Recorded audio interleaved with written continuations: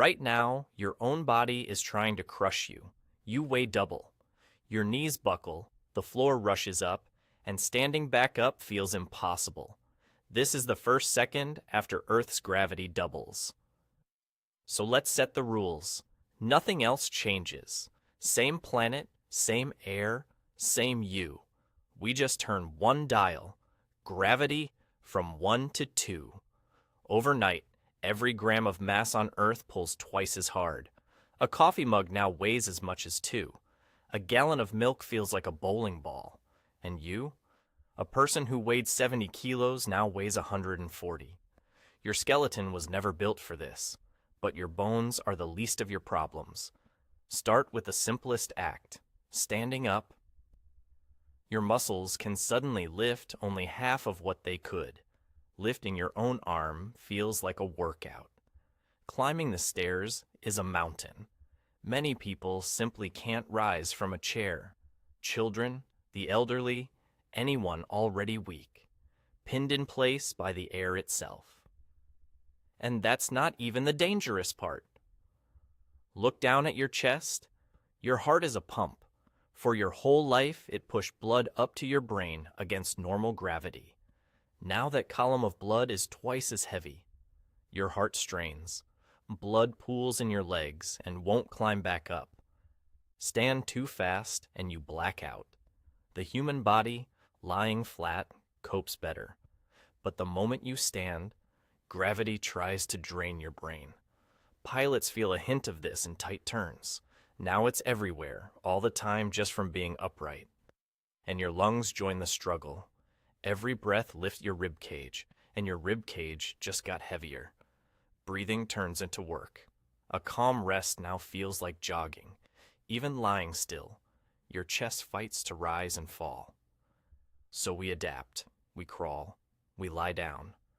But while we're learning to move again, the world above us is already coming apart. Look up.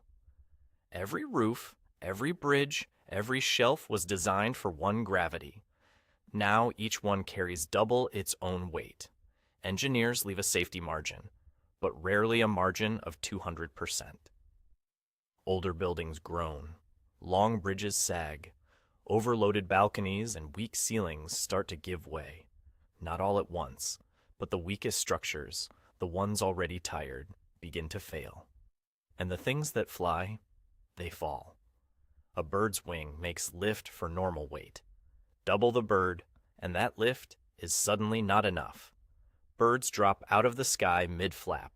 Insects tumble, and every airplane aloft right now needs twice the lift to stay up. Lift it does not have. Planes sink toward the ground. Pour yourself a glass of water, and even that betrays you. Raindrops fall faster and hit harder. A stumble that used to bruise can now break. A fall from standing height lands with the force of a fall from twice as high. The whole world becomes sharp-edged and heavy. Even driving turns deadly. Your car presses down twice as hard, so it needs twice the distance to stop. Tires blow, brakes fade. The gentle tap that once slowed you now barely matters. Roads built for one gravity carry traffic that suddenly weighs double. Now go bigger, much bigger. The oceans are held to the planet by gravity, and gravity just doubled. The seas pull down harder, pressing into the deep. Pressure in the abyss climbs. The creatures of the deep ocean, built for a crushing world, now feel it crush twice as hard. And the air is heaviest of all. Our atmosphere is a thick blanket of gas, and what keeps it pressed to the ground is gravity. Double gravity, and the whole sky is pulled downward. Air pressure at the surface soars. The atmosphere flattens, growing denser near the ground and thinner up high. That thin upper air matters more than you'd think. Pilots, climbers, anyone in the mountains finds the breathable zone has shrunk.